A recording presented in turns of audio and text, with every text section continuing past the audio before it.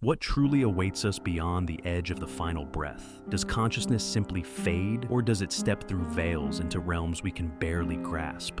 Welcome, fellow seeker, to an exploration of the deepest questions of existence. Today, we venture into the heart of an ancient, mysterious text from Tibetan Buddhism, the Bardo Thodol, often known in the West as the Tibetan Book of the Dead. Imagine a guidebook crafted not just for life, but for the moments immediately following physical death. This is the profound purpose of the Bardo Thodol. It's far more than a simple manual on dying. It is an intricate map of the post-mortem state, designed to lead the consciousness towards liberation. Prepare yourself, for together, we will attempt to navigate these ethereal passages, decipher their secrets, and perhaps understand a little more about the very nature of being.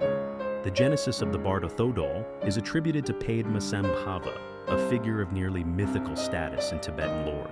Arriving from India in the 8th century, he is revered as the master who firmly planted Buddhism in Tibet, earning the title Guru Rinpoche, the precious master. But Padmasambhava was no mere scholar. He was a spiritual titan, a yogi who commanded mystical arts and profound esoteric wisdom. The Bardo Thodol sprang from his compassionate desire to illuminate the path for both the living and the deceased, offering a chance for spiritual freedom even after the body is shed.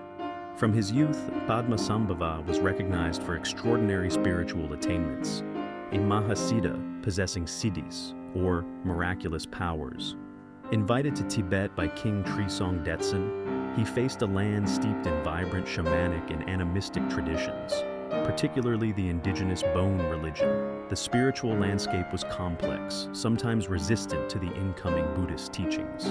Padmasambhava, with his mastery of tantric practices and ritual, didn't just impose Buddhism. He integrated elements, taming local spirits and weaving bone deities into the fabric of Tibetan Buddhism, forging a robust spiritual foundation.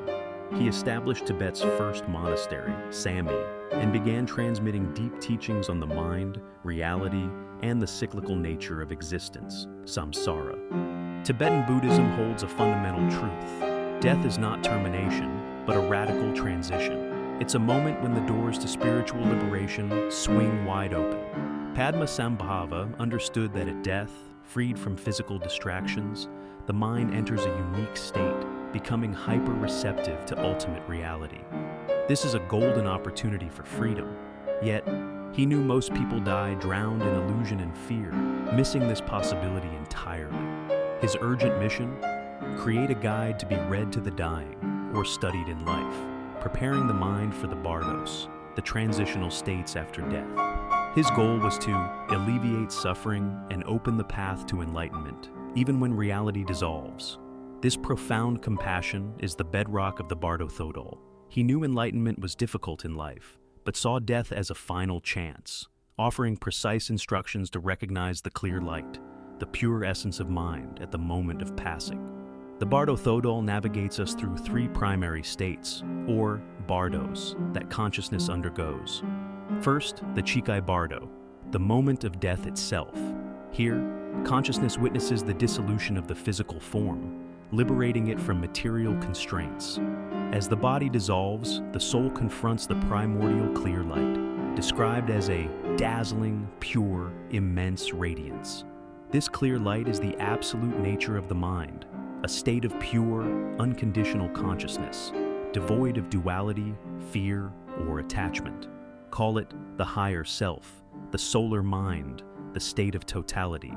It has many names. For the prepared practitioner, the Chikai Bardo offers instant liberation.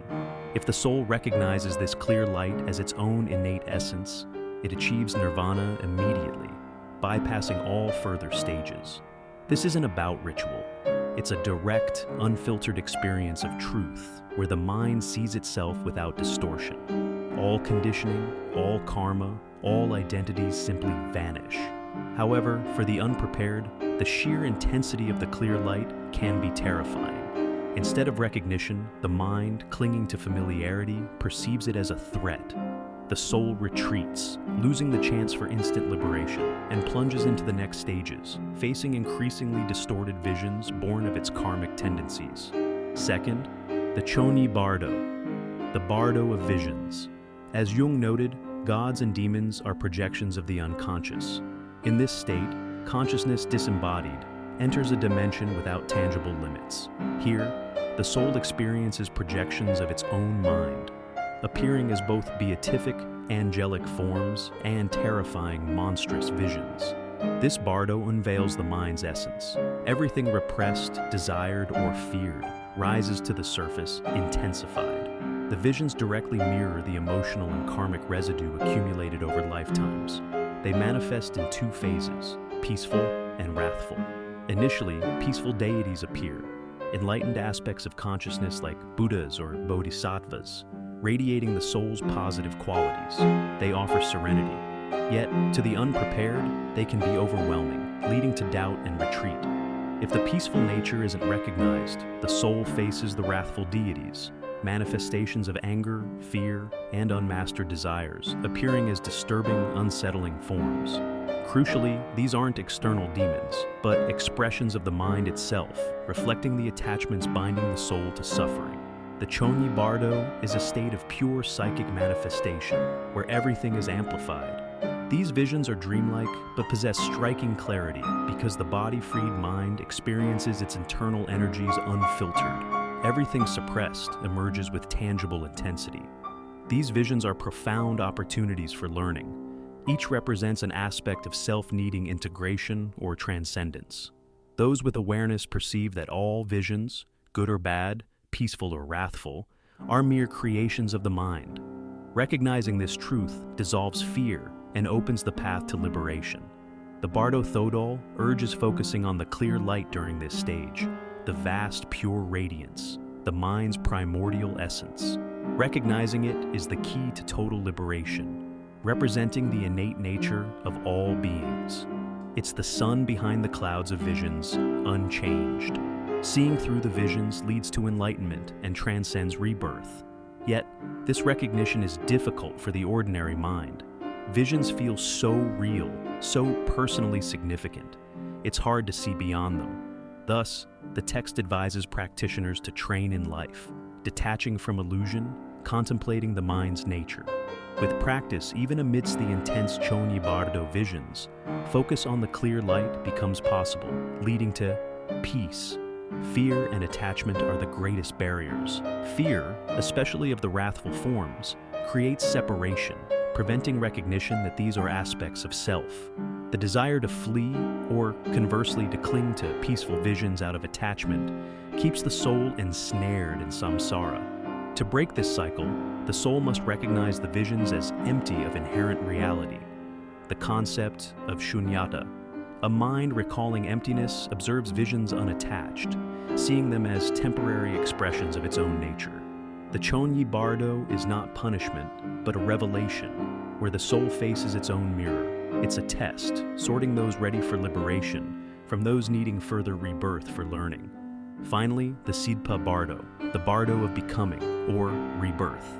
Here, the soul faces its crucial choice of the next body, guided by the cumulative energy of all past actions, thoughts, intentions, what we call karma.